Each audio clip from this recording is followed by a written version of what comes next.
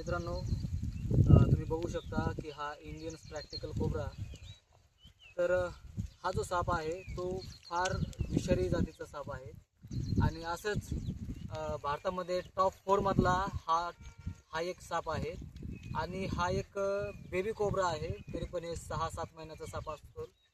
तर तुम्ही बघू शकता याची ओळख जर म्हटलं ना तर याची ओळख अशी आहे की हा ना फणा काढतो. बाकी जे विषारी साप आहे ते फणा वगैरे काढत नाहीये. एकुलता एक असा विषारी साप आहे हो की हा फणा काढतोय आणि समोरच्या व्यक्तीला घाबरण्याचा प्रयत्न करत आहे.